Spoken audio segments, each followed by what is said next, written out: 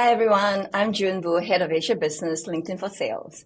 Today with me, I have Carol Fong, Head of Sales for Asia, Hubspot. Carol, welcome. Thank you, June. Thanks for having me for this webinar. So excited. Me too. All right, since 2023, the markets we've been facing has been really volatile and challenging. We've been facing geopolitical tensions, job cuts, budget cuts, and now we have AI innovations adding into the picture. Today, both myself and Carol will be sharing our experiences and insights on how to identify opportunities that will allow us to maximize sales productivity and revenue growth through data and human-centered AI. This world has changed since COVID, right, Carol? I mean, digital transformation has been massively changing the way we work, and with more remote and hybrid work, we are now all looking for innovations like technology that can make us more productive by working smarter with less or the same resources. So as we deep dive into more of this productivity conversation, let me start off with sharing what has fundamentally changed in the workplace demographics, where it's causing a fundamental shift in the buyer and seller behavior. Yeah, would love to start talking more about it. Definitely, we're noticing the behavior and of the buyer and the seller as well. So how can we actually bridge the gap? So looking forward for the discussion. Okay, so let's start off. So first thing first is that there is a general inflection point. I know it probably doesn't apply to the both of us, but millennials and Gen Z are dominating the workforce and taking up roles as decision makers in the buying cycle. Globally, millennials and Gen Z holds about 70% or more than 70% of LinkedIn's members. And in APAC, that number is 83% of LinkedIn members. And more importantly is that these millennials and Gen Z now make up 65% or more share of the decision makers in Asia Pacific. In LinkedIn, we coin decision makers as people, our members who hold directors plus and above, who has an opportunity to influence, I think, the buying cycle of any buyers. So what we have seen so far is that with the generational shift, this generation is digitally much more savvy. They are more present on the LinkedIn platform. They are a lot more adaptable to technology. And keeping tenure is not really the virtue.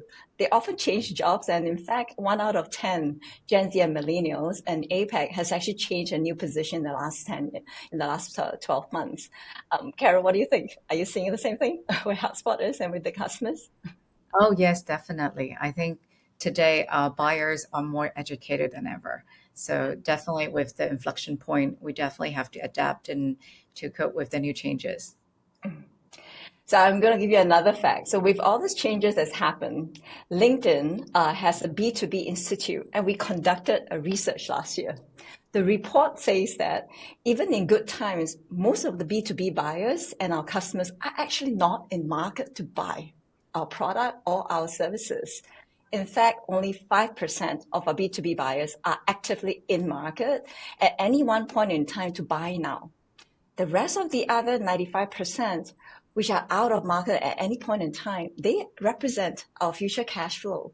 So that is an alarming statistics that I had an aha moment when I saw it. The other 5%, which I thought you will resonate with, is that Gartner shows that only buyers are spending 70% of their time in any buying cycle with their sellers, and that averages to only 5% per seller. And think about that, huh? So most of the time when we're in there, first of all, we have buyers who are potentially not ready, and then we also have buyers who are spending a lot less time. How are you dealing with that? I think I couldn't agree more. I think now with this statistic, 5%, I think it's definitely matching what my observation is. Definitely today, we noticed the sales cycle is much longer. We do have very little buyer that's ready to buy. I think the majority of them are really doing their research, or they come in and tell you what exactly are they looking for. It's almost like they're informed of all the choices out in the market already. Yeah, and you totally just validated another Gartner study that actually indicated that buyers are increasing their own research time online and offline. So they're really choosing when to engage and how to balance their face-to-face time and remote time spent with sellers like ourselves. So in this case, our window of influence is decreasing. So how do we actually be there to be staying top of mind with our customers is an important element to consider. The next thing that I would like to talk about is what we call the concept of multi-threading. So back when we were consultants or when we were much younger, there were deals, right, where we were actually supporting our managers and our directors, where we just simply have to engage the most senior person in the room. And now it's no longer true. What we are seeing is that reality in today's, especially as the budget is actually constraining, the decisions are consensus driven, right? And then in fact, in LinkedIn, we're seeing about more than 11 people are involved in any complex B2B sales cycle. There's a group of people that the decision maker look left to right, actually to gather opinions and to look at what are some of the impact and the feedback in order to make that call. So these are these champions and the influencers that we ourselves as sellers have to engage with. And this is the concept we call multi-threading, which is about creating multiple champions in an account. And when it's well done, Gartner also says that it can actually help drive revenue growth by outperforming our competitors by 50%. So how does that impact your team and the way you are actually managing and deal coaching your team? To be honest, the multi-threading concept is not new. It's been there for quite some time, but I think it's getting more complex and complex, depending on your solutions. I think, especially going from mid-enterprise to enterprise segment, definitely I would agree.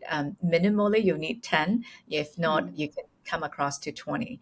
So definitely, the decision maker are looking at validation from the ground team. Is this something that they would love to use? Adoption is always a frequent top of mind. Will my team use it? Is it easy? So I think decision maker tends to want to, get a validation, but not only that, but they also wanted to get their IT folks to just want to ensure that from a platform perspective, technical perspective, architecturally perspective, it's scalable and it's endorsed, right? So I think definitely this trending, we're definitely seeing, I think on average, I would say 15, to be honest. 15. Yeah, I can give you a different stats as well. So I have similar, I run both mid-market and enterprise. My mid-market team currently, for a 15 to 20K deal, we need to multi-thread at about more than 6 to 8. But my enterprise, one of our recent win where we had $1 million account, it was, I think the team has created a relationship map of more than 100 people they were dealing with in different geographic areas. And the level of the champions and the influencers in the buying cycle was more than 30. Yeah. That's impressive. I think that's oftentimes we really forgot about how much, connection that we really have. And, that's why I think it's always a teamwork, right? Yeah. So I read basically from the Hubspot report, this one. That would be probably your forte, talking around, I think, how do we build personal relationships? Could you share a little bit more? Yeah, I think today's we do a lot of Zoom meetings, and I think it's getting harder to really build that rapport. But actually, you need to deepen your relationship, not just only to know the multi-threading, but really get deeper insight, to leverage. Luckily, we have LinkedIn Navigator as well. Really can really look into the persona, really understand what do they care about, what's their recent post, really get deep into that thought and provide that point of view, right, before we get to the market. So that's very crucial. A lot of time, we also surveyed that 88% of the leaders telling us they are being asked to do more with less. Yeah. I think with today's complexity, you can understand, especially probably marketing funding is the first to be pulled back. So a lot of time, how do you deal with, giving more time to your reps so that they can meet the customers, be it on Zoom or be it in person, as well as marketing function to do more. We talked about nurturing, right? Because only 5% customers are ready to buy. So we really need technology to engage them early in the sales cycle and to progress them. So I love what you're saying. No, I love what you're saying. I mean, we were discussing this with the customer that day, indicating that the research has shown that the salespeople spend 68% of the time in non-selling work, which is not very productive, right? We're all talking about opportunities to drive productivity. There is a trade-off whenever we invest, I think, into too many of the administrative facing activities, whether it's by the governance on compliance, documentation, cross-team collaboration, which is needed in this market. But how do we give time back to our teams becomes a really important question for leaders like ourselves. to talk about and to learn from each other. How do we balance that trade-off with all these additional asks? What's your point of view? Yeah, or your Yeah, experience? I think a lot of us might think as a leader, okay, the more the better. When I say the more the better, meaning okay, let's just do more activity, add more headcount. That should be equal to more productivity. But Mm-hmm. honestly, today it's a little bit different, especially when you talk about having serving the Gen Z and working with them. I think it's all about being giving them a chance to be working smarter so they Mm-hmm. can close the deal faster, leveraging Yes, technology and leveraging data. I think essentially yes. this is where we wanted to have AI to augment their work. Mm-hmm. Yes, and then that brings us to one of the things that we're supposed to speak about, which is the AI piece, right? So, not trying to sell our own solution, but in this case, I think both our solutions, as a streamlined tech stack, is offering that opportunity to a lot of our customers, which I know you'll be touching on later with the panel. That having a streamlined tech stack that can truly integrate and complement each other is truly a resource and a time saver. Being able to save marketing budget, if the data in the customer data in CRM has been updated, which is one of the biggest call or frustration by the salespeople or the marketeers, and being able to save administration time to update CRM. And then you lock your activities so that your managers actually could have a proper performance check-in and being able to analyze, do you have the right pipeline? Are we building the right business? I mean, those are really important aspects of it. Yeah. So I'm very, very interested to hear from you. Is like with this whole integration that we have, what are some of the major call-outs you've been hearing from the customers on productivity? I think productivity wise is one thing everybody asks for. Like, how can you do quicker? I think with the integration between LinkedIn and HubSpot, I think this is where it helps a lot of the reps to solve the problem. Now they can actually do log in into just HubSpot. They can see all the information that they have. And then if they don't have it connected, it's already populated from LinkedIn coming into a platform. So they can see who are the multi-threading folks that they need to get to, right? To get a hold of. But also, I think as you were speaking, they have to log their calls. It's really tedious. For us, it's an automated process. They never really have to really do all this logging. It's automatically done as soon as they finish the call. So, and as a management team, we can support them by looking at some of the calls and see how can we get them to do better. With the AI function that's actually calling out what are the chances these opportunities or deal will be closing for the month to give us more accurate forecasting, which we all love as a leader.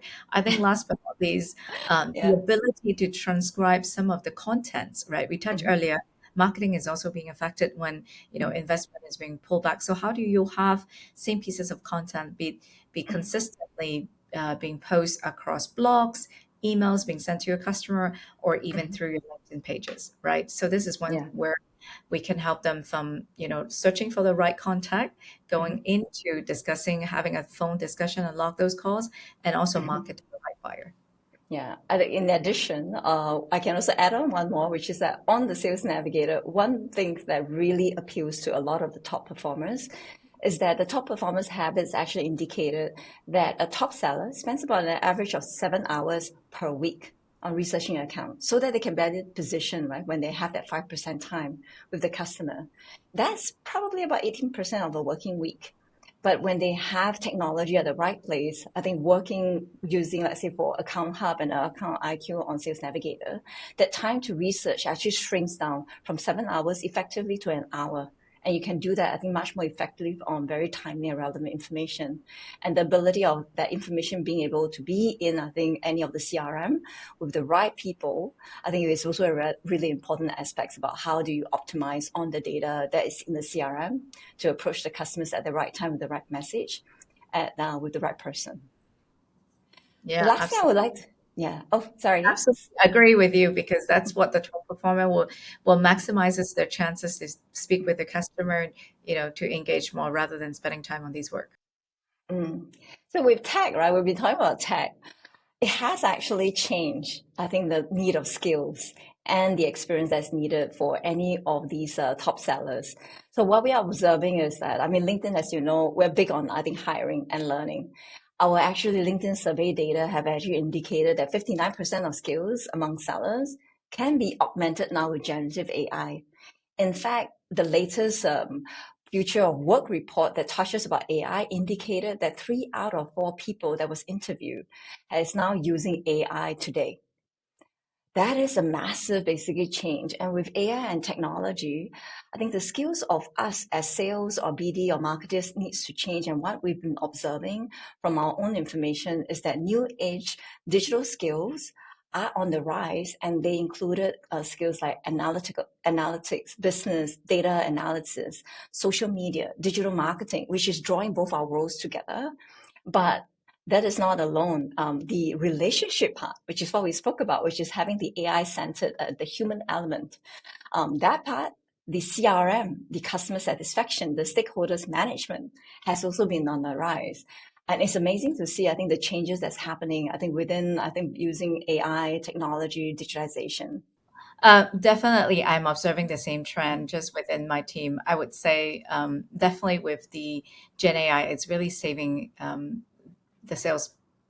the sales team work time in terms of productivity. I think in average, they can actually gain back 3 hours per day just leveraging the AI tools. I think, like I talked about earlier, the logging of activities, which nobody likes to do, the administrative updating, the CRM, but also really the folks who are really leveraging the AI, we can see a higher results by integrating the LinkedIn and Hubspot together. We can with a report we see 4% more connection that they can do. They can engage 25% more contents, as well as you can close 14% bigger deals. Who doesn't love bigger deals? There's one last one that I would like to basically have a chat with you about. I think as sales leaders, we all would like to see a performance shift right in our team. And out of which we're all looking for that magic. How can we make that happen where our middle segment, I think, performers perform like top performers? Because top performers generally are those that are driving the revenue. One of these Korn Ferry statistics and analysis that were done actually triggered my interest. They were talking about the fact that if we can focus on 60% of that middle segment performer and shift the performance curve to the right, we actually can see very phenomenal results where a 5% improve in that middle segment would generate 70% more revenue than a 5% increase in that top performance segment. And this can be achieved by replicating the right habits of top sellers to more of your sellers team across the sales organization through the use of technology. 3 performance habits were being highlighted in our State of the Sales report. We talk about account prioritization, which is how do you focus on the accounts with the most white space? 2, how do you bank into buyer intent, which is something I think Hubspot is also advocating about identifying buyers when they're ready to buy, which is that 5% when they're in market actively wanting to buy. The third is about how do we tap into that relationship intelligence that backed up of what you just said around building relationship, expanding those relationships. How do you leverage network capital and LinkedIn's connectivity to find those warm introductions and also the hidden allies, such as being in the same alumni, in the same community, probably have worked in the same country before for a more successful outreach. So these are really interesting aspects. I would love to hear, I think, your basic point of view. What do you do actually to shift some of your, I guess, middle segment, performance up into the top segment? Well, there's actually a lot to unpack there. You just reference a lot of things. Maybe I think one thing to talk about is how do we shift our middle performer into the top performer. I think HubSpot is big on coaching. That's why we leverage technology to really listen to the call that has been recorded, leverage AI to kind of look at the report and say what are the top trending words. For example, discount that's come very often in the discovery. This is where we will sit down with the team and say, look, at the end of the day, maybe we should do a deeper discovery, really understand our customer challenges. And today, honestly, it's not just about price, because if it's just about price, it's a commodity. I think all of us offer things very unique as a solution product. So to me, it's really understanding customer pain point and needs and really going down to the road. So coaching, we do spend a lot of time coaching, and we do have the ability to do that through the AI support, and you can actually look at it. The other thing I think we also call out in terms of the pipeline review, the reporting. Now it makes it so easy, with the HubSpot, customizing some of the sample report with just 1 or 2 pages. But you also talked about how do we actually to do better in terms of making our deal bigger, or even, reaching out to someone who we know. I think the networking piece, I oftentimes remind my team, don't underestimate the network that I have or my boss have, or even their other half, right, which they're working professionally. I think by Yes. really having that network connected, you can Mm-hmm. really see what degrees, the first degree, second degree, and perhaps we went to the same school like you talked about, or maybe we Yeah. work together at this place that can build that connection and help us foster and build that deep in relationship. So I think these are the things that we pretty much look into, and obviously assessing your risk early. So perhaps what we also diagnose with AI, that what are some of the, because of the scoring of the activities you do, the people that you're engaging in your contact underneath that account, if you're missing certain decision maker, the chances or risk for you to close that would be bigger. So these are some of the ways that we leverage our own solution with part of the AI to do a better job. Wow. Looks like a great company to join. And I have learned so much, I think, from today, I think, in what you're sharing. With this, I think we are about to move into the panel with you leading our customers through and to moderate the panel discussion. So over to you. Great. Looking forward to having our discussion with the panelists.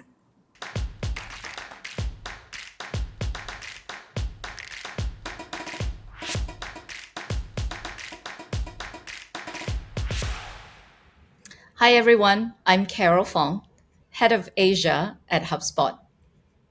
In the earlier segment today, I had an insightful conversation with June Bu, Head of Asia from LinkedIn Solution, where we unpack some of the sales trends, productivity challenges that organizations are facing in this rapid changing environment. We share about the multi-threading and the importance of building personal relationship, as well as exploring some of the habits and consistency in top performing teams who are absolutely critical to make a difference in the accelerating productivity, performance, and ultimately leading to the revenue. This is a great segue for our panel today. I'm thrilled today to have two esteemed guests who are equally passionate about this topic and can share their respective insights as well as the best practice to maximize the revenue growth in their organizations. Well, let's welcome Sylvestre Becker Babel, AVP of Sales and Partnership at Console Connect, and Thomas Jeng, General Manager at Aspire. Welcome, Sylvester and Thomas. Maybe I'll pass it to you to do a little bit of intro, Sylvester. Thanks, Carol, for having me today. I'm indeed Sylvestre Becker Babel, and I'm AVP at Console Connect for Sales and Partnerships, leading the IoT and Data Mobility business. Today at Console Connect, I lead this portfolio of services enabling our customers to globally connect IoT devices to internet, cloud ecosystems, and applications.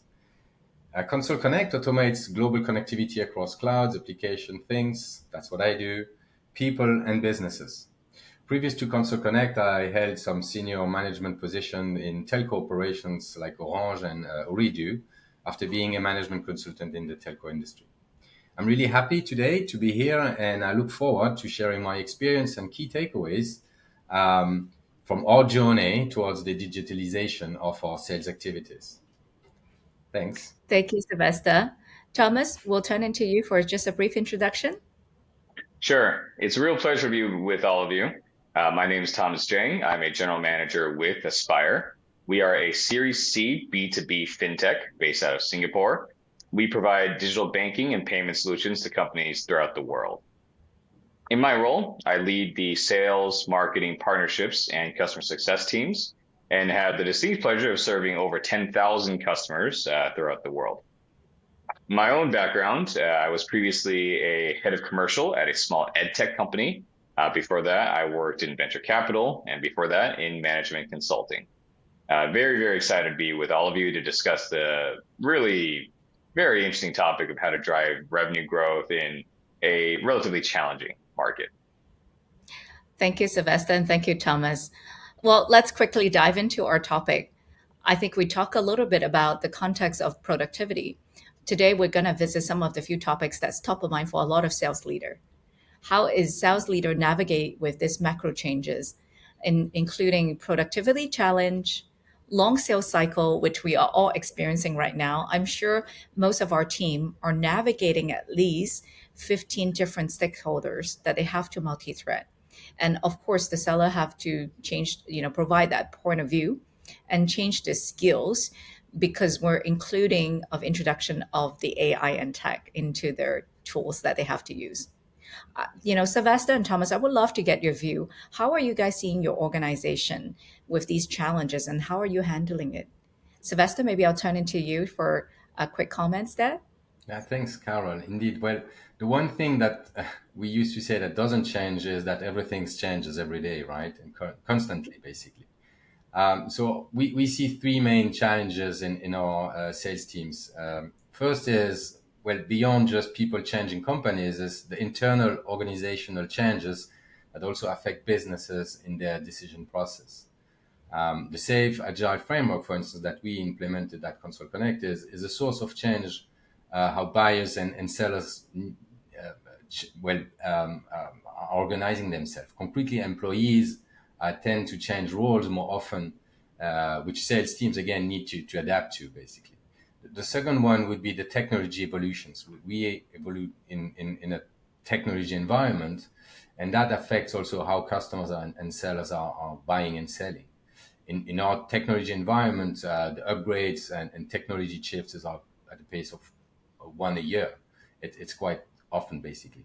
And finally, the geopolitical changes affect also how organizations interact. We are a global company present in 150 countries around the world. So when it comes to how those countries interact between themselves, we also have to keep track of that. And that's also a challenge we face. Thanks. Thank you for sharing that. Thomas, what about you? What do you notice in your organization as one of the top challenges? Yeah, I definitely echo a lot of what Sylvestre was saying, particularly on the geopolitical changes. As a financial services company, we do see cash flows, monetary flows changing and shifting between countries, between different industries on a very common basis. I think that creates opportunities. It also creates a lot of challenges for our customers, for others, the counterparties that are out there. There's just more to navigate these days and more risks that are maybe unfamiliar to a lot of the companies and decision makers who are out there. I think from a Spire standpoint, what I would add is perhaps our distinctive vantage point that comes from our interaction and our service of finance teams throughout organizations, whether it's in a small business or medium business or even large enterprises. Increasingly, what we see is from finance teams, and I think this reflects a broader climate of more conservatism, is the desire for more controls, more consensus. Increasingly, finance teams are trying to put more restrictions on the way that business teams spend money. And certainly, there's just generally the sentiment that there's less money kind of going around the ecosystem and around the market. Coming from 2020, 2021, particularly in selling to the startup or the scale-ups in the local ecosystem, there was a lot of money going around. People could not wait to hire more staff. Often KPIs were around how quickly you built out your team. And of course, you had the software and the tools and all the ad spend, the digital spend that comes with that. But particularly as we now see the macro challenges, and I think for many of the audience, they likely do sell into startups as well, as we see sort of investment coming to a trough, there is frankly just less budget to go around. And so the way I would describe it is, in a lot of ways, we are facing a shrinking market that's becoming more and more challenging and much more rigorous in terms of decision making. For us, that has meant that we need to be much more focused and much more judicious in how we allocate our own resources, how we think about where the revenue, the profitability is going to be coming from, and honestly, just being very careful and very intentional about re-identifying who our customer personas, our customer profiles are, and focusing our sales and outreach efforts towards those, while also ensuring that we do have very strong product market fit and that we are meeting the needs of our customers. Wow, that's great insight. I couldn't agree more. I think earlier in our discussion with June from LinkedIn, I think she pointed out at any given point of time right now, there's only 5% of the buyer who are ready to buy. I think it's very similar to what you're noticing as a trend, that there's definitely a very limited investment, and that investment will probably have to be proven and bring a lot of growth to the businesses. The other stat I wanted to point out is we also noticed as I speak to a lot of leaders, they are looking at how do we improve productivity, because the average salespeople are spending on non-selling activities are up to 68% of their time. All right. And most leader I spoke with would agree with that stat. And in HubSpot, when we do our own research, we notice with AI that this will actually help them 3 hours per day to gain that efficiency back. And 72% of the sales professional, by leveraging the Gen AI, actually will be more productive, and make sure that would actually equivalent to a higher response rate compared to those who doesn't use. That is something I just want to call out. I don't know whether, that's kind of bringing us into the AI discussion. While it's, it's challenging environment, from each of your perspective, how do you see this digital tools and, including AI, that will help enable your sales team to be more productive in their selling approach? Maybe this time around, we'll go with Thomas for you to comment first. Yeah, I think it's a really interesting topic because we've really been on a journey of digitalization in our overall commercial function. For context, Aspire is a relatively young company. We've been around 6 years this year. And we only really started having a real commercial function about maybe 3.5 years ago. At that point, we were on a very, very basic CRM. We have since switched to Hubspot, which is now used across the entire organization. And on top of HubSpot, we've added a lot of different tools. But the core of the business is, in fact, still the CRM and the automation that it creates for us, or that it enables us to conduct. Our own go-to-market motions have become much more complex. It used to literally be us like asking our investors, asking our friends to refer their friends and their contacts over. Relatively easy to manage on a spreadsheet at that point. But as we've grown to serve tens of thousands of customers, that's not really possible anymore. I mean, on a given month, even just within my business, we're getting thousands of leads, serving small businesses and medium businesses the way that we do. And so we need to do routing to the right people. We need to make sure that all the notes are uploaded. Even from a compliance standpoint, we have to make sure we have visibility on who's even coming in. So we do actually rely on CRM tools to do a lot of these things. With regard to the sales function specifically, we have implemented a few other tools in addition to all the data enrichment tools like LinkedIn Sales Navigator. You name it, we probably use it. We've taken advantage of a lot of these tools in order to enable our sales reps to be more focused on actually reaching out to people, to having those conversations, rather than trying to Google or hunt down contact information. Once our reps are actually in the call and actually interacting with customers, we've leveraged tools like Attention. We previously were using some of their peer tools in order to make sure that we are capturing insights from the market and uploading those notes automatically to the CRM for later reference. And of course, overall, with the customer success teams, we are making sure that we allocate territories, that we are regularly uploading notes and interactions from quarterly business reviews and so on with our clients into the CRM as well. And so everything that we're doing, which is to say nothing of what our operations and customer success teams or customer service teams do, we are really leveraging digital tools end to end in order to try to optimize and drive as much efficiency as possible within a challenging environment. Great. Thanks for sharing that. Sylvestre, what about you? How are you guys leveraging digital tools, including AI, in your organization? Well, we had a little bit more history at Console Connect, being around for a while, and I can completely echo with regards of those Excel tools that we had here and there before the actual digitalization of our sales process. And before that, indeed, our salespeople tended to spend really a great deal of their time on internal process and manual tools, I would say. So we work really hardly to automate and digitalize our sales process. We put in place tools like the AI-enabled CRM, like the Hubspot one, indeed, and also lead generator tools helped by AI as well to digitalize the way we sell and we get to the cash in the end. That enabled us actually to lower the time that the sales team spend on those repetitive tasks that were not really bringing value to our customers, although they had to do it. So we automated that with the digitalization of the sales process. But it also enabled to make this process much more reliable, so increase the success rate of our sales teams, basically. So AI is today helping our sales, pre-sales, and admins as well to identify new prospects, to qualify them, and more importantly, obviously, to transform them into happy customers, right? Also, one thing I wanted to add, and it's I think worth noting that we at Console Connect and most probably Aspire as well, we are part of the digitalization of the customer's process itself.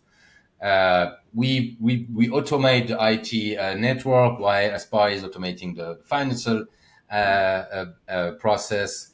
But being part of this automation helps our sales team to actually understand why is it so important to go into this digitalization of their own process. That helped a lot, I guess. Yeah. Well, thank you for the sharing. That's really good insight. How AI is really changing and helping the team to sell smarter, faster, to get to the hold of a customer. Now, speaking of the customer, I think there's an interesting shift. Today, our customers really expect a lot more. They have a higher expectation of our sales team to capture their heart and mind. They pretty much, there's also another HubSpot stat that we actually done a survey. 80% of a B2B buyer expects the company to have a personalized interaction with the focus on their first party data, right? That means you got to know who they are. Don't kind of give me a general perspective. I want to know things that is related to my organization in my industry before you reach out to me. I think that's a very interesting trend now, especially with the millennial, inflection point. And 47% of the seller actually claim that, they don't have a complete data as this is their largest challenge that they're working on. So that means at the end of the day, I think, Thomas, you mentioned earlier, you have to have the right tool at the right time to kind of consolidate all these data, and having a CRM, it's critical because that's where it will give your salespeople the value insight to address the customer's concern and know when to reach out to them at which point in time. Maybe I will turn to Sylvestre for you to comment around, to ensure the operational excellence. We touched a little bit earlier. We know data hygiene is always an issue for as a sales leader, right? Garbage in, garbage out, right? How do you solve this challenge? What are some of the best practices? Thanks, Carol. In our journey to migrate to this digitalization, we had actually to first, create the existing database, right? Review them, optimize the way we gather the information, we organize them, and we update them. So there was a lot of work, again, in the migration towards this automated, digitalized sales process. A lot of work has been done on that side. But indeed, there was also a lot of work that has been done on the user interface, using the integration of HubSpot and LinkedIn Sales Navigator, so that we can really highlight the relevant and up-to-date information to our customers. We, for instance, ensure that whenever a customer is talking to our sales guys, that the sales guys have at hand an up-to-date information by sourcing them directly from Account IQ or the relationship provided on the Sales Navigator, but integrating that with HubSpot as well, obviously. That's the way we are trying to tackle this challenge. Well, I think it's a great point that you talked about the integration between the LinkedIn and HubSpot, because we actually have ran a stat for company who actually done the integration. They can actually have 4% more connections, and they see 25% more content engagement with the customers. And having the data and insight in the same CRM, that they can also see the deals close 14% larger, right? Who doesn't want a bigger deal? I guess, Thomas, from your perspective, how do you also mandate or ensure the data hygiene is clean? Uh, you know, it is a journey. Um, Let me say first that on a personal basis, I get lots of people trying to sell things to me on a very regular cadence. And I think it's absolutely true, as the subject of cold prospecting, that I'm much more likely to reply when something is relevant to me. Even if I'm not in the market for something right now, which oftentimes is the case. So if anyone out there is trying to sell me something, don't take it personally. But I've seen just the most generic emails spammed into my LinkedIn inbox, into my email, and I usually just ignore it unless I'm in a really good mood for some reason. But for the messages that are tailored to me based on my interests, based on my LinkedIn posts, based on things that they're seeing in the industry, it's almost like, even if I don't want their thing right now, they put in the effort. I respect the craft. I'm going to reply to you one way or another, right? I think much more likely to get a good response there. For us at Aspire, it's a bit more challenging, I think, because of the nature of our customer base. On the one hand, we have what I would probably call the mid-market. For Sylvestre, these might be very small customers. For us, they're mid-market. And depending on how digitally savvy those customers are, especially in the startup space, or say in the digital marketing space, which is another common segment of ours, it might be possible to identify the right people, the right interests, the right relevant topics through LinkedIn and through other data sources. Much of the time, we're working with finance teams. My own observation that finance people aren't as public about their work, I think for good reason, and may not have as much of a digital presence. And so our ability to reach out to them tends to be a bit more mixed sometimes. But then you get into the huge long tail of customers we have in what I would call small business, and a lot of them have virtually zero digital presence. And that's where it gets really tricky for us.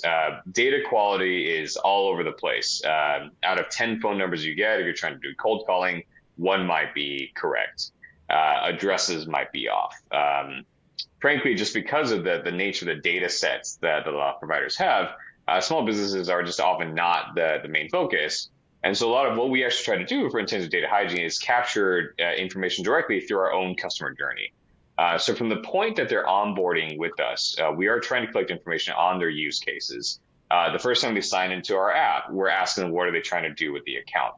And of course, as our customer care teams, as our account teams have more interactions, we get a much better picture of who they are, what they're trying to do, and how we might be able to help. And then we kind of concentrate efforts around those areas of leverage that we actually do have. And so, speaking of first-party data, our own first-party data that we've created through interactions with the customer, I would say are probably the best indicator and the best predictor of how much we'll be able to work with them. Wow. Okay, that's great. I guess I will have to invite you or replay what you just talked about to my team in terms of tailor customized prospecting message. So that's a great example. I wanted to pivot to our last section or topics, reshaping the habits, right? And having the good habits. Actually, there is a difference between the top performers and the middle performers. And oftentimes we think, how do we uplift productivity by investing really into, just tweaking a little bit into a middle performer. Study shows that it will uplift the revenue by 70%. And so what are the good habits? How leveraging productivity, data accuracy, and what else do we do to encourage our team to embrace these new habits that, for example, more customer tailored messaging, right? So keen to maybe as a follow-up, Thomas, what are some ways that you are replicating these habits and broaden the team to make sure that they embrace this change, a new way of selling, I would say as well, right? And eventually meet the top line goal for the company. Sure. I would say, I think just starting with context, one of the realities of financial services in general and fintech specifically in small and medium enterprises is that oftentimes products can come across as somewhat commoditized. For customers, a bank account is a bank account. A foreign international payment is an international payment. And even though internally we might think, oh, we have all this special sauce and we do things differently, we provide better service, whatever. From the customer standpoint, it's all kind of the same thing. And in our sales motions and the way we interact with the customers, we do have to recognize that this, in fact, is the reality. So differentiating ourselves and differentiating the experience we bring to the customer, as even from before the time that they even become a customer, is absolutely important. A lot of the research that I've seen and my own experience supports the notion that the sales and onboarding process is actually a humongous predictor of customer loyalty over time, particularly in a sector like ours, more broadly banking, where institutions are known for not being responsive to customers and being kind of a black box that you throw your complaints into and nothing ever comes out, right? So I would say on the commercial teams, the most successful reps that we have are intently and intensely focused on the customer. And they have a very deep understanding intuitively, but also through their own networks, their own conversations with customers about what matters to them. What are the tasks that they're trying to accomplish? What is critical to their business? What is a make or break thing for the finance person or other persona that we're speaking with? And the way to get there, aside from just being immersed in whatever industry you're serving, is through customer discovery. It is through those conversations we have in depth where you seek first to understand before you really put forth your message. And so that's a huge part of what we try to emphasize at Aspire in training our teams and in sort of replicating the conversations that our best reps have. We do this in a few ways. First is in terms of using digital tools. As I mentioned before, we do have tools like Attention, where you can record calls, you can share calls for coaching, but also for other people to reference. And so our own enablement teams are pretty active about getting our reps to listen to good conversations or sometimes mediocre, maybe poor conversations other people have in order to sort of spark some change within themselves and form those really good habits. And of course, we do regular sharing sessions. And we try to have our reps go to industry events where they actually go talk to people. We really try to emphasize the fact that they should ask a lot of questions. And this is true of our post-sales account management teams, and this is also true of our BD, our SDR teams, as well as our account executives who are out there hunting for new customers. Great. Sylvestre, what about you? What about your organization? How are you getting your team to embrace the new habits? Very, very good question, Nid. In our case, the situation is slightly different because we had, again, a lot of history and people had to move from some habits to new ones. So we wanted really to indeed kind of lead by example in order to get those mid-performers. But from my perspective, mid-performers are just top performers that don't know yet how to perform. So the idea was really to get those mid-performer to get to the top performer situation. So we kind of led three main initiatives, basically, right?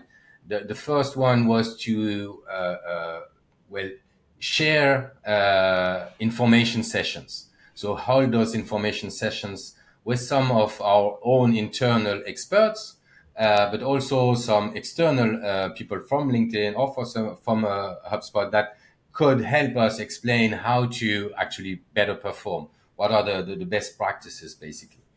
So then we indeed, same as Thomas somehow, we put in place some digital channels to share, first the information sessions or the recording of them, but also what are the best practices, what are the success stories in order for the people to be inspired basically by the success themselves.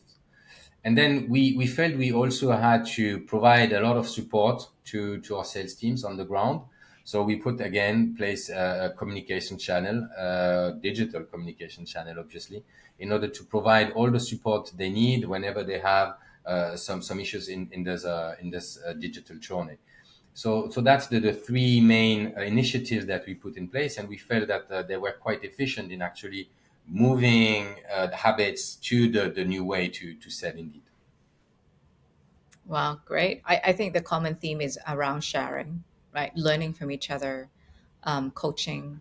I think these are, I think most of the organizers similarly at HubSpot, we do very similarly encourage the team to really listening to gong call, at different type of technology, recording the call, but learn from each other and improve upon.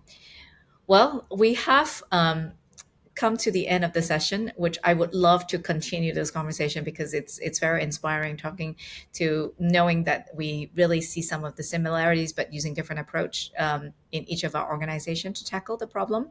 Well, a huge thank you to Sylvestre and Thomas for joining us today, and really, really appreciate the valuable perspective and insight that you have shared.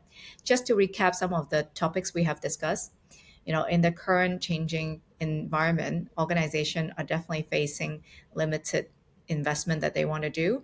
Definitely, we only see 5% based on the current stat, any point in time that buyer are ready to go.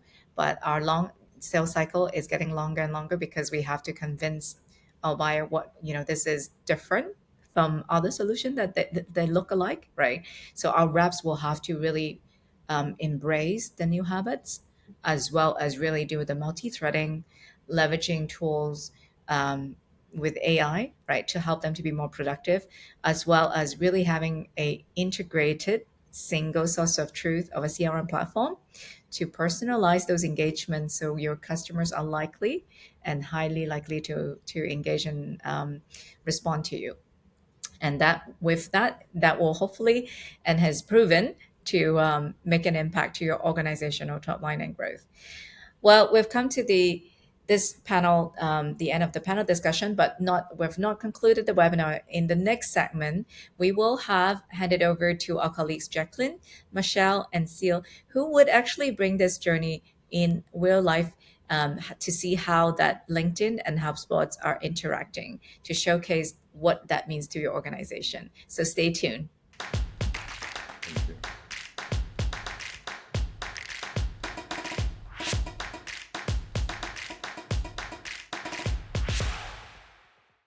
Thank you, Carol. Hi, everyone. My name is Sue. I'm the Principal Technical Consultant with LinkedIn Sales Solutions. I've been with the organization for almost 3 years now, and my role primarily is in the pre-sales space, helping account executives as well as relationship manager with their more technical discussion with their clients in terms of the CRM integration of Sales Navigator. With me today is Jacqueline from LinkedIn as well as Michelle from HubSpot. We are going to present to you 2 different scenarios, how a mid-market seller would use Sales Navigator and HubSpot together in their day-to-day selling activities, as well as the second scenario, which is more focused on enterprise sales. I shall hand it over to Jacqueline for her introduction and how she uses Sales Navigator and HubSpot in her day-to-day work. Over to you, Jacqueline. Thanks, you. Thanks, you. Hi, everyone. My name is Jacqueline So. I'm the LinkedIn Sales Solutions Mid-Market Account Director. I cover new business in APAC, and like Sue, I'm coming up just about 3 years at LinkedIn. So a big segment in my portfolio is actually scale-ups. These are startups that have hit a certain size, and they're ready to expand their sales team and invest in sales tools. There are 2 big signals that tells me if a company is ready for conversation. One is when it's a new CRO or CMO, basically a lot of hiring of key sales and marketing leadership. And 2, if they've just received a fresh round of funding. Now, at these moments, I bet you I'm not the only one who's trying to get in touch with these companies, with these leaders as well. So then as a salesperson, the question is, how do I make sure my messages are noticed? right? It's not just about the right person at the right time, but also about sending the right messages with the right context. This is where both Sales Navigator and the integration with the CRMs really come into play. Sales Navigator provides me with the first half of the equation. With the real-time news alerts, I actually get to know what's happening as they happened, whereas the lead recommendation tells me this is the right person that you need to talk to right now. The CRM integration piece then helps with the second half of that equation, the right message with the right context.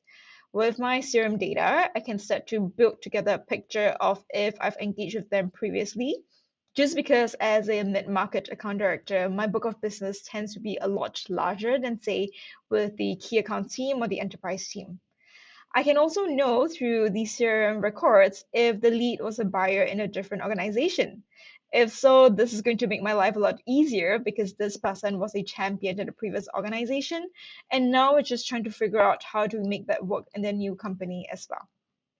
So with both Sales Navigator and my CRM, I start having all of this information really easily accessible at a go. It also means then I can start to have these impactful conversations right from the start. So I'm not wasting time and making sure my messages are getting to the right people. I'll hand it over to Sue just to show you what that actually looks like within Sales Navigator and within the HubSpot CRM environment. Sue, over to you.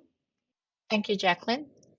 Now, Jacqueline mentioned that her book of business are usually larger. With the integration between Sales Navigator and HubSpot, we make it easy for Jacqueline to view all the accounts that she's managing from within Sales Navigator. Every time a new account is added to her name within HubSpot, that account will immediately surface within Sales Navigator within the next 24 hours. Here, in the account list, Sales Navigator is presenting Jacqueline with all the insights about the accounts that she manages. Jacqueline mentioned that she needs to identify the right time to reach out to the mid-market buyers. So here we are presenting to her buyer intent. With buyer intent, we are looking into 3 different areas. Firstly, the interaction with ads that you put on LinkedIn.com. Secondly, interactions of people who work in this mid-market company with your company page on LinkedIn.com. And lastly, the interaction between your employees with those who worked in those accounts. With the buyer intent, Jacqueline would be very easy to identify who are those mid-market buyers that she should outreach to. We also present Jacqueline with category intent. Here in LinkedIn Sales Solutions, we are interested in 2 categories, namely the sales intelligence software as well as sales engagement platform. Whenever we identify any organizations has an increase in these category intent, that is an indicator to Jacqueline that it's a good time to reach out to these buyers. Jacqueline also mentioned about alerts. Knowing when a mid-market company has got new fundings, whether they are hiring, whether there's executive changes is also relevant to her outreach. The alerts in the account insights within Sales Navigator helps keep Jacqueline on top of all this information. As Jacqueline has a large book of business to manage, she might need to add notes every now and then for each of the accounts that she is managing.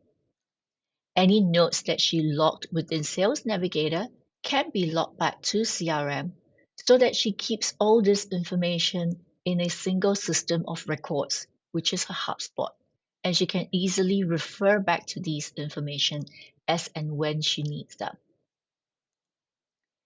Now, let's say Jacqueline has identified a certain mid-market account that she should reach out to, and she has also identified the right person to reach out to. Moving to HubSpot, Jacqueline would be able to see if there has been any past interaction with this particular prospect. Activities such as email that was sent from Sales Navigator, response that were received from this prospect, as well as any notes attached to the prospect, are all tracked in their HubSpot, making it easy for Jacqueline to see any past engagement with a certain prospect. Now, if Jacqueline wants to reach out to this prospect, she might open up the Sales Navigator widget to further understand how she can do a effective reach out. So within this Sales Navigator widget, we present to Jacqueline some highlights. Do we have any shared connections? If we do have shared connections, maybe I can ask a shared connection for a warm introduction. We all know that cold outreach no longer work. Having a warm introduction would greatly increase the response from the recipient. We also surface other information such as whether you have worked in the same organization before, have you been to the same college, the same university, or do you belong to a same LinkedIn group. All these could be used as a conversation opener for Jacqueline to outreach to the prospect. With this, I shall hand over to Michelle to talk us through what is her day like as an enterprise sales, as well as to give an introduction about her role at HubSpot. Over to you, Michelle. Hi everyone, my name is Michelle and I'm a sales rep at Hubspot.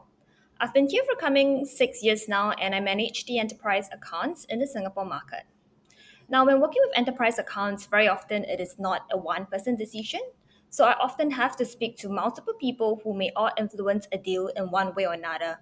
So one of the things that's really important for me is to figure out who should I be reaching out to in an organization and also have a way to organize all the various key stakeholders in an account map so it's easy for me to multi-thread into an account.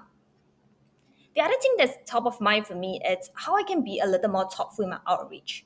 With enterprise accounts, my prospects are probably receiving tons of email outreaches from various vendors or solution providers. So trying to find insights that's relevant to my prospects so that my outreach will stand out, it's also really key for me. The last thing that's important for me is that the sales cycle is a lot longer in the enterprise space, and it's often a joint effort between me, my BDR, marketing, and my solutions engineer. So being able to keep track of all the outreaches the team is making and have visibility into the progress for each account so everyone is on the same page, it's also really important. So could you show us how we can manage these challenges with the LinkedIn HubSpot integration? Thank you, Michelle.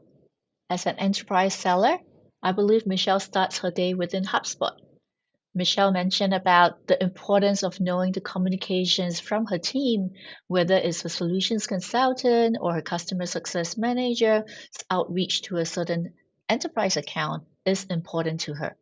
Now, with all the activities written back into HubSpot, Michelle would be able to view any activities that are undertaken by her cross-functional team. Now, Michelle also mentioned the importance of multi-threading into an enterprise account. From within HubSpot, we present to Michelle the Sales Navigator company profile widget. From this widget, Michelle would be able to find key people via personas that she has set up in Sales Navigator. We present employees that work at this account that meets these persona settings. Now, other than that, we also present to Michelle some of the highlights, like whether a person is a past colleague, whether there's mutual connection between yourself and this prospect, or whether this person has been recently hired or recently promoted. We all know that when a person gets into a new role, they want to bring about change in the organization, and that greatly increases the response to your outreach. Once Michelle has identified the right person, she might want to add this person back into her CRM, and we make it so easy for her with a click of a button. Now, Sales Navigator will always make sure that we do not create duplicates in your HubSpot system. So we'll identify whether there is any existing person in your HubSpot that meets this profile. If there isn't, Michelle could quickly click on Create Record, Sales Navigator is going to populate the information from this prospect's LinkedIn profile, such as his first name, last name, where is he residing, his job title, which company he's working for. So for Michelle, she does not have to do any manual key in of these information, and that makes it easy for her to create a contact back into Hubspot. She could also reach out to the prospect by sending an email from within HubSpot itself. And when sending an email from HubSpot, she can also log that email back into CRM so that all the communications stays within HubSpot. Other than finding key people based on personas that are important to Michelle, Michelle might also want to look at, do I have any direct connections to people who work at this account? That is her first degree connections. Do I know someone who knows another person who works at this account? And that is her second degree connection. Now we extend Michelle's capability of finding connection by also presenting to her team link connections. What team link essentially does is that it's showing Michelle anyone in her organizations who has a connection at this account. Last but not least, we present any news that this account has posted in LinkedIn.com. Keeping on top of news of accounts that Michelle manages is also important to Michelle so that she understands what is top of mind of this organization, any new product releases, any new executives joining the organization, anything that is related to this enterprise account would help Michelle understand the account a lot better. Now, moving over to Sales Navigator. As an enterprise seller, it is important for Michelle to understand the account in depth. Now, Michelle spends a lot of time going through many different websites to find insights into a specific accounts that she manages. Sales Navigator has recently launched our first Gen AI feature, which we call Account IQ. And these help to save enterprise seller a lot of time in terms of researching about an enterprise account. We present to enterprise seller how these accounts make money, their estimated revenue, what are their strategic priorities, as well as their business challenges. We also present to enterprise seller like Michelle the competitive landscape of this account and any headcount insights based on LinkedIn data. Other than the account IQ, Michelle did mention about the importance of multi-threading. We all know that an opportunities in the enterprise sales is no longer decided by one or two decision maker. There is at least 11 to 15 different people that Michelle needs to get in connection with for one opportunity in the enterprise sales. So within Sales Navigator, we allow Michelle to actually build out a relationship map so that from a single view, she's able to identify who are her decision makers, who are her influencer, who are her champions. And you might have also noticed all the small little CRM badges which you have seen earlier in the widget within HubSpot as well. These badges allows Michelle to very quickly identify who are those contacts that are already in her CRM versus those who are not, as well as those who require updating. One key feature in Sales Navigator is that we are able to flag any outdated records in your HubSpot by comparing the company that the contact is tied to in your HubSpot versus the current employer that this contact has indicated in his LinkedIn.com. If it's different, we would highlight that within the CRM badge. Now, with the relationship map, Michelle could share this with her cross-functional team so that as a collaborative effort, the entire cross-functional team could help build out a complete relationship map. Michelle could also help with keeping track of the data hygiene in her HubSpot by making sure that any records that are outdated can be updated from Sales Navigator. Here, by using a widget, Michelle could help the organization make sure that the data in the CRM is most updated by stepping through the widget. The first step is identify which company to tie these contacts to. Second step, for those contacts that are not in the CRM, Michelle can decide that she wants to add them in CRM. The third step is really records that needs updating. For example, Shan that you see in the relationship map.